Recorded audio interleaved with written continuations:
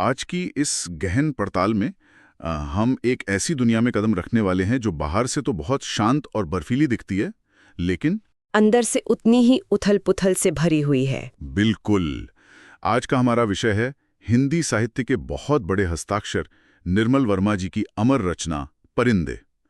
निर्मल वर्मा जिनका जीवनकाल 1929 से 2005 तक रहा और उन्होंने इस कहानी के जरिए इंसान के अकेलेपन का जो मनोवैज्ञानिक द्वंद्व उकेरा है ना, वो वाकई हैरान कर देने वाला है। और मैं बता दूं कि इस कहानी की परतों को खोलने के लिए हमने सिर्फ मूल कहानी तक खुद को सीमित नहीं रखा है। हाँ, हमारे पास कई बेहतरीन स्रोत हैं इस चर्चा के लिए। बिल्कुल, हमने कई अलग अलग स्रोतों को खंगाला है, जैसे सेतु और international journal of Hindi research के जो शोध पत्र हैं। Research papers. हाँ, साथ ही हिंदी सारंग का एक बहुत डीप एनालिसिस है हमारे पास। इसके अलावा अनअकैडमी के कुछ बहुत ही सटीक तथ्यात्मक नोट्स हैं जो फैक्ट्स के लिए बहुत काम आएंगे।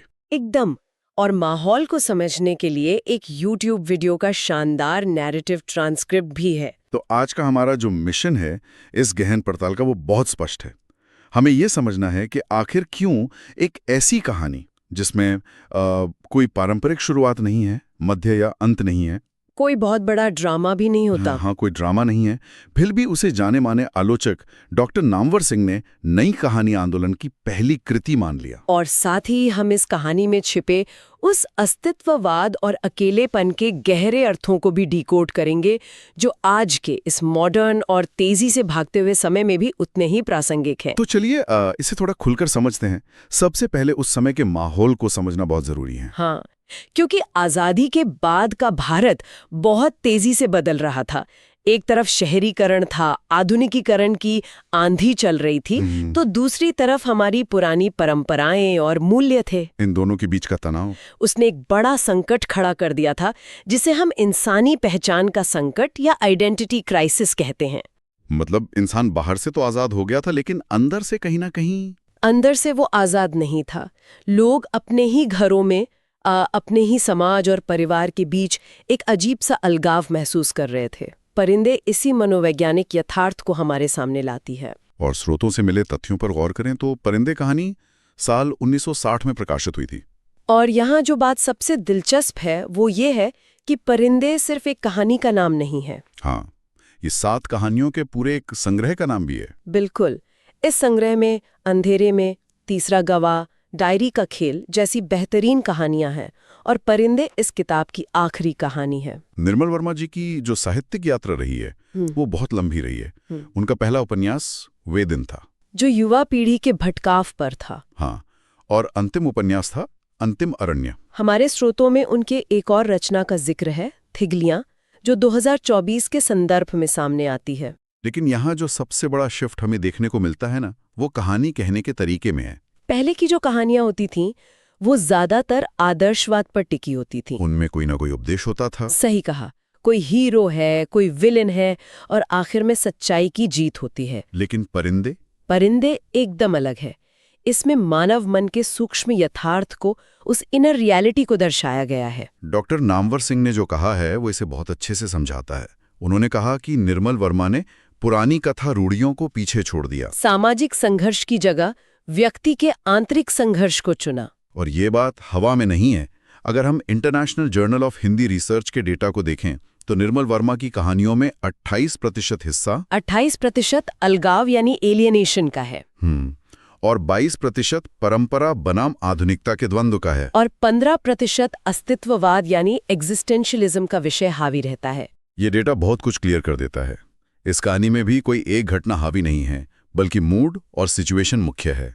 वो जो मूड है ना, वो YouTube नैरेटिव वाले ट्रांसक्रिप्ट में बहुत सिनेमैटिक तरीके से बताया गया है। सर्दियों की एक गहरी कोहरे से ढकी रात। हाँ, कोहरे से ढकी रात में पहाड़ी कॉन्वेंट स्कूल का हॉस्टल है। हाँ। एक तरफ कमरा नंबर 7 से लड़कियों की हंसी ठिठोली की आवाज आ रही है, सुधा, जूली, हेमंती, जो घर जाने के लिए बहुत एक्साइटेड हैं। और दूसरी तरफ वार्डन लतिका अंधेरे कॉरिडोर में बिल्कुल अकेली खड़ी है। ये जो लतिका है वो कुमाऊं रेजिमेंट के कैप्टन गिरीश नेगी की यादों में पूरी तरह से कैद है, जिसकी कश्मीर में मौत हो गई थी। लतिका का जीवन जैसे उसी दिन ठहर गया हो। फिर एक और बहुत ही मजबूत किरदार है डॉक्टर मुखर्जी, जो बर्मा के रहने वाले हैं। हाँ, हाइजीन फिजियोलॉजी पढ़ाते हैं, जापानी आक्रमण में उनका घर बर्बाद हो गया था और उन्होंने अपनी पत्नी को भी खो दिया। सब कुछ खत्म हो गया उनका। तीसरे हैं मिस्टर ह्यूबर्ट, संगीत के शिक्षक, जो बीमार हैं, खांसते रहते हैं, उन्हें छाती में दर्द रहता है और लतिका से एक तरफा प्रेम करते हैं। और एक किरदार है करीमुद्दीन, पुराना नौकर, जो हमेशा पुराने अंग्रेजों के जमाने की यादों में खोया रहता है। अगर हम इसे व्यापक संदर्भ में देखें तो इन सब में एक अजीब सी समानता है। ये सभी अपनी जगह से विस्थापित हैं, एक अजनबी की तरह जी रहे हैं। यहीं पर हमें एल्बर्ट कामू के विचारों का बहुत गहरा प्रभाव दिखता है। एल्बर्ट कामू का एब्सर्ड और मिथ ऑफ सिसिफस। हाँ, इसे थोड़ा आसान भाषा में समझते हैं। ये एब्सर्ड आखिर है क्या? अगर सरल शब्दों में कहूँ तो एब्सर्ड जीवन की वो निरर्थकता है जहाँ इंसान को लगता है कि उसके होने या ना होने का कोई मतलब ही नहीं है। ब्रह्मांड में अर्थ खोजना, लेकिन ब्रह्मांड मौन रहता है। और मिथ ऑफ सिसिफस, जहाँ सिसिफस एक भारी पत्थर को पहाड़ की चोटी तक धकेलता है और पत्थर वापस नीचे लुढ़क जाता है और उसे ये अनंत काल तक करना है। ये लाइन सुनकर रोंगटे खड़े हो जाते हैं। वाकई ये उस पूरी पीढ़ी का दर्द है जिसने द्वितीय विश्व युद्ध में सब कुछ खो दिया था। अब आते हैं उस बिंदु पर जहां कहानी पूरी तरह से पलट जाती है। कहानी में इस्तेमाल हुए जो प्रतीक हैं, सिंबल्स हैं, उनका खेल बहुत अद्भुत है। कहानी का नाम परिंदे क्यों है? परिंदे सर्दियों में पहाड़ों पर आते हैं और फिर अजनबी देशों की ओर उड़ जाते हैं। आजाद हैं वो। लेकिन लतिका आसमान में उड़ते परिंदों को देखकर पूछती है, हम कहाँ जाएंगे? उनके पास जाने के लिए कोई जगह नहीं है। इसके अलावा विडंबना यानी आयरनी का भी जिक्र है। लतिका का वो झूठ। हाँ, वो अंदर से घर जाना चाहती है छुट्टियों में, पर मजबूरी छिपाने के लिए लड़कियों से झूठ बोलती है कि आई लव द स्नोफॉल। और डॉक्टर मुखर्जी अंदर से पूरी तरह टूटे हुए हैं, पर प्रिंसिपल मिस वुड से, जिन्हें सब ओल्ड मेड कहते हैं, उनसे कहते हैं मैं सुखी हूँ। तो ये परिंदे असल में उन बिछड़े हुए प्रेमियों का प्रतीक है जो एक जगह इकट्ठा तो हैं पर परिंदों की तरह आजाद नहीं है। किसी अपनी ही स्मृतियों और संत्रास में कैद हैं। डॉक्टर मुखर्जी का वो संवाद याद है आपको? जोक वाला? हाँ, किसी चीज को न जानना यदि गलत है तो जानबूझकर न भूल पाना, हमेशा जोक की तरह उससे चिपटे रहना, ये भी गलत है। जोक की तरह चिपटे रहना बहुत पावरफुल लाइन है। अब अगर हम विशिष्ट घटनाओं का जिक्र करें तो एक दृश्य है स्कूल के चैपल का। प्रेयर का दृश्य, फादर एलमंड प्रार्थना करा रहे हैं और ह्यूबर्ट पियानो पे लीड काइंडली लाइट बजा रहे हैं। यही लतिका अतीत में चली जाती है। उसे याद आता है जब गिरीश ने उसे लाल बुरांश का फूल दिया था, कुमाऊं की वादियों का लाल बुरांश, और मजाक में गिरीश ने उसे मैन ईटर ऑफ कुमाऊं कहा था। ये स्मृतियां सिर्फ लतिका तक सीमित नहीं है। ह्यूबर्ट की हताशा देखिए, शराब के नशे में वो सीढ़ियों पर गाता है, in a back lane of the city there is a girl who loves me. और नशे में ही वो लतिका को लिखा अपना प्रेम पत्र वापस मांगता है। फिर वो पिकनिक का दृश्य मीडोज में, जहां doctor Mukherjee miss would say कहते हैं, जंगल की आंख कभी देखी है मिस वुड? एक अलमस्त नशे की तरह धीरे धीरे फैलती है। वो असल में अपने बर्मा के घर को जलते हुए याद कर रहे हैं, अपने शहर को राख होते हुए। तो ये एक महत्वपूर्ण सवाल खड़ा करता है कि क्या ये किरदार कभी आजाद हो पाएंगे? और इस सवाल का जवाब कहानी के बहुत ही शांत क्लाइमैक्स में मिलता है। कोई बड़ा ड्रामा नहीं है, रात का सन्नाटा है।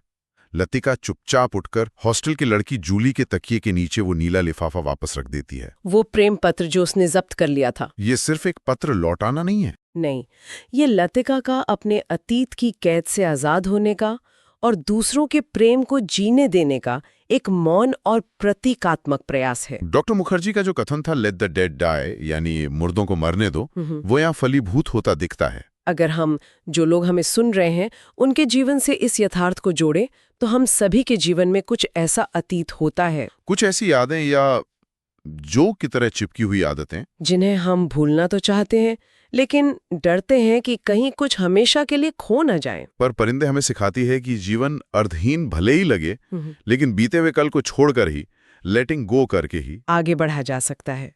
इस विस्तृत चर्चा को समेटते हुए हम कह सकते हैं कि निर्मल वर्मा ने भाषा की जिस खामोशी का इस्तेमाल किया है वो कमाल है। बिल्कुल। लेकिन इस गहन पड़ताल को खत्म करने से पहले मैं एक आखिरी विचार पर ध्यान खींचना चाहूंगा। वो बर्मा वाला पॉइंट। हाँ, स्रोतों में यह बताया गया है कि डॉक्टर मुखर्जी का घर बर्मा में जापानी आक्रमण में पूरी तरह बर्बाद हो चुका था, सब खत्म हो गया था उनका। फिर भी वो बार बार कहते हैं कि मरने से पहले मैं एक दफा बर्मा जरूर जाऊंगा। ये सोचने वाली बात है कि क्या इस निरर्थक और एब्सर्ड दुनिया ने आगे बढ़ते रहने के लिए हमें एक ऐसी मंजिल के भ्रम की, एक इल्यूजन की जरूरत होती है जिसके बारे में हम भली भांति जानते हैं कि वो अब वजूद में ही नहीं है। एक झूठी उम्मीद जो हमें जिंदा रखती है।